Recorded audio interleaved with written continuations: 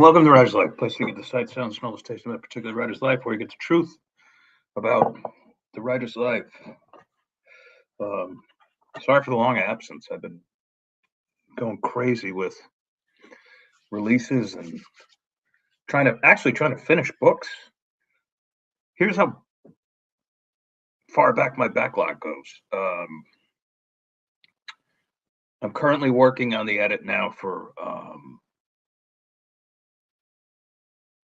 The Naked and the Dead. It's a new Jack Marconi PI book. I wrote it 4 years ago. Like, that's unheard of. Hang on a second. I got to get my tooth.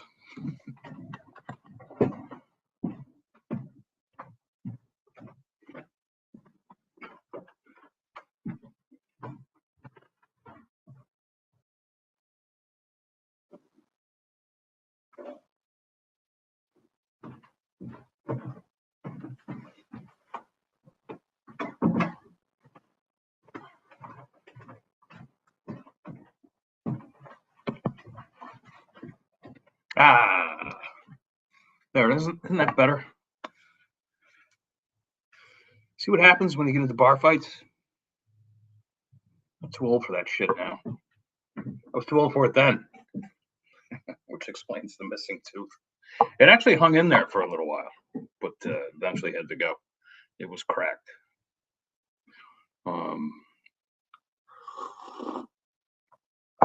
But so I'm like trying to catch up with the backlog, and me being me, I can't help but create. So ankle deep into a new one called the Tailgater right now. I don't know what it's eventually going to be called. Maybe it'll be that.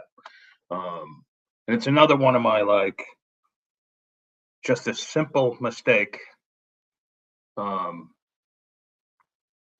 with an that disrupts another person's life. Just not a lot, just a little bit, can turn into just a real shitstorm.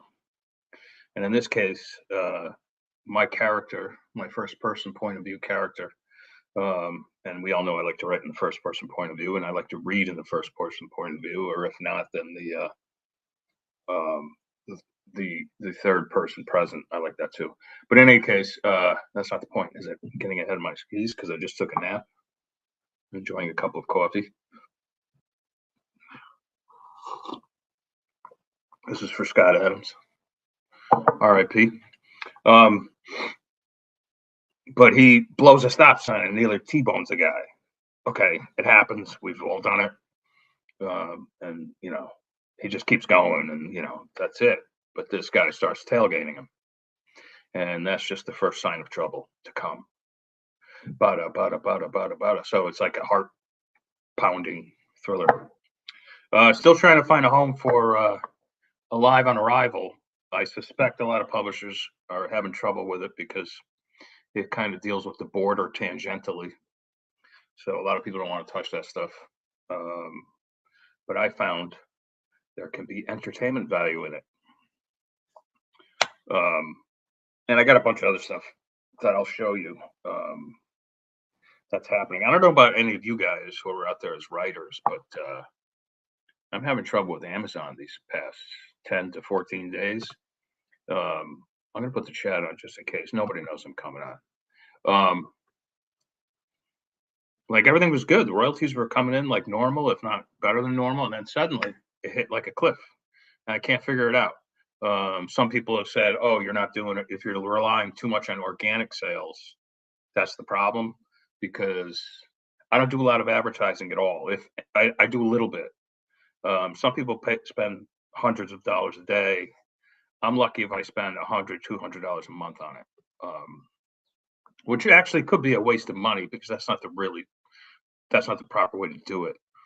But I just don't like the idea of the Zon taking money from me. You know, I just don't like the idea of it. But then, okay, so I'm going to suffer in royalties, I guess. We'll see. But there's other ways to promote. I'd rather put that money into promos. For instance, I had a book bub what's this month? We're in April. I had a book bub last month. And I have a book bub this month, a bigger one in sci-fi for Max Gator, and so we'll see how that does. And I'm stacking it, of course, and then I have a new release in the Steve Jobs PI series called The Garbage Man. That's brand new. I actually wrote that a few months ago. So I wrote it in Italy in November, December. See, that's the other thing I'm doing. I'm like pushing the backlog even further back and writing new stuff and putting that out when I should be, whatever. There's worse problems, right? See, the thing is, it's like you just don't want to like take the time, and I should take 2 or 3 months to get everything out and not write it all. Just get it out, edit, get it out, whatever. But I don't do that because I'm always afraid if I don't write, I'm going to lose it. You know what I mean? Like it's because writing is a use it or lose it talent. Or let's even refer to it as almost like an organ. It's a use it or lose it organ. So, an organ can be exercised, and writing's no different. I wanted to talk about something that's in the more serious vein that I usually don't touch on the writer's life, but I think so. I should in this case because it's media. It has to do with the media. I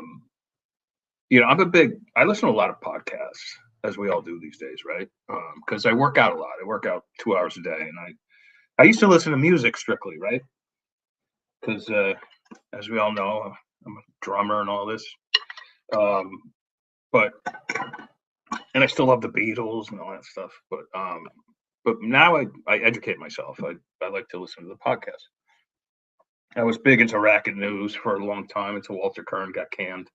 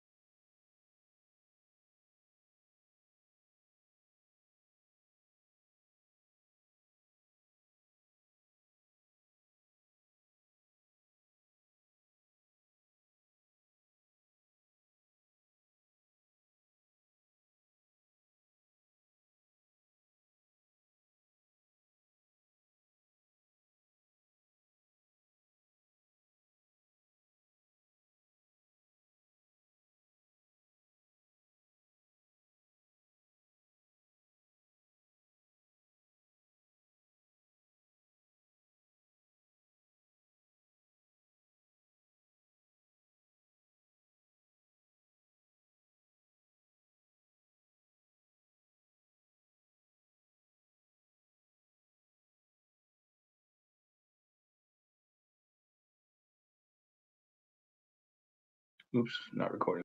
Now we're back.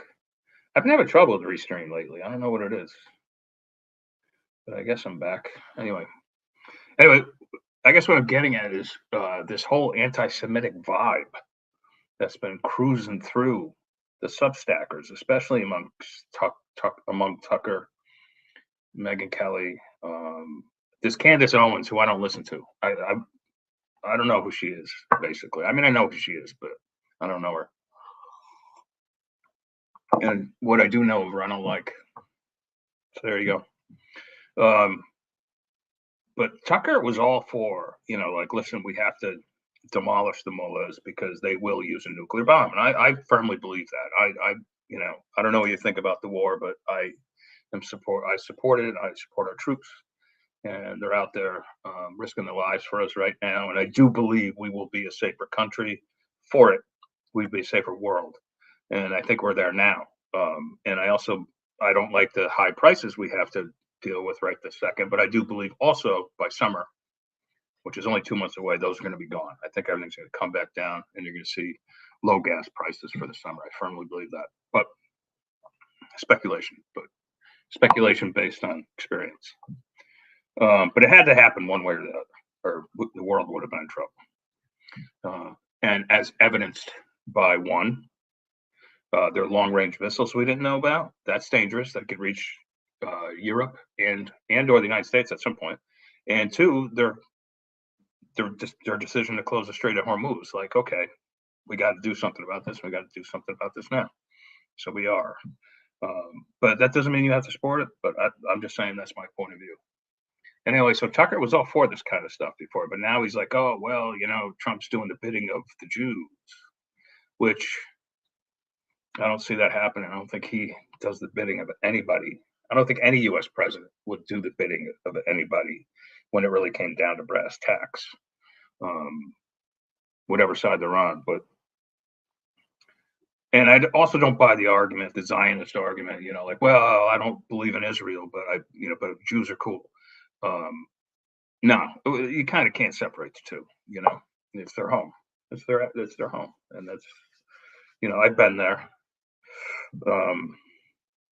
I've been all through Old Jerusalem, Dome of the Rock. It's just an amazing spiritual place, and can't wait to go back, actually. And I've been all throughout the Middle East. I have really good friends who are Muslims, and especially one of my guides in Egypt, Ahmed. Ahmed, are you out there? He's probably sleeping by now. I've had meals at his house. His wife and family are terrific. So, I'm kind of friends with everybody. You know what I mean? Which is the way I think it should be. I was like that in high school. Kind of friends with everybody. Couple best friends here and there that have now gone by the wayside, which happens. But just friends with everybody. You know what I mean? But I don't know what the hell's happened with Tucker. Maybe one of you guys can tell me in the comments or whatever. I've heard something disturbing that he could be taking money from like Qatar. Again, I have no idea. I don't know these things. Speculation. But for someone to make such a shift, such a radical shift, and to me, it's a shift towards hatred. So I have stopped watching Tucker. Tell me how you guys feel about it, All right, back to the books, because I want to go outside while it's supposed to turn cold again for 3 days. So I want to write outside while I got the chance. Just a couple business notes. This is the new one, Quietly in Tonight. This is from the new publisher, Alibi Syndicate Press. They're like the new publisher on the block, new noir, hard-boiled publisher. I'm their guinea pig. And there's the reason I'm the guinea pig. I'm the guinea pig because I am the editor at large.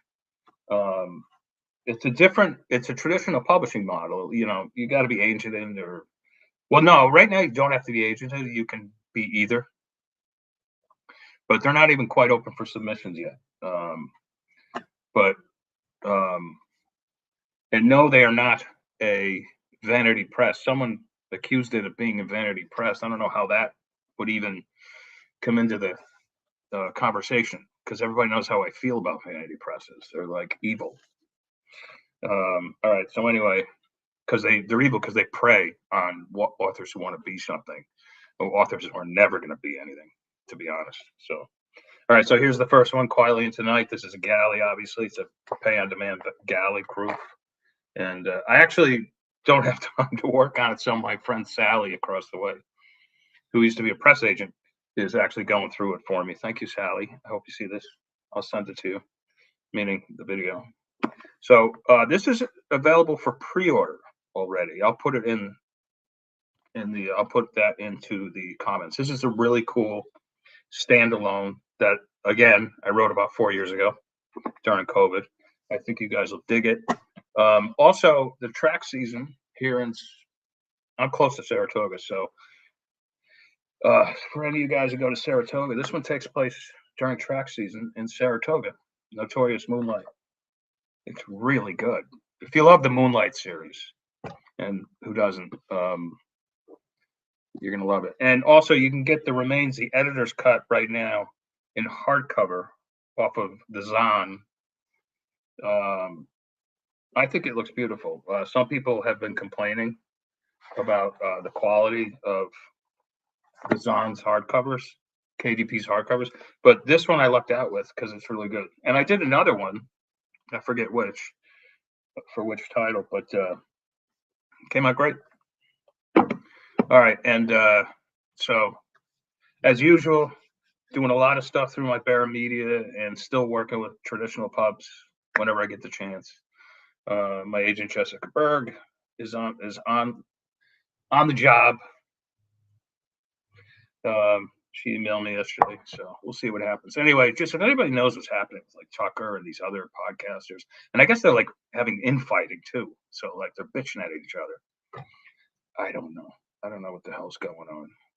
Like I said, I want to be friends with everybody. All right, that's all I got. Sorry for the in and outs here. Something's going on with Restream. And I'll talk to you guys later, and ciao, ciao.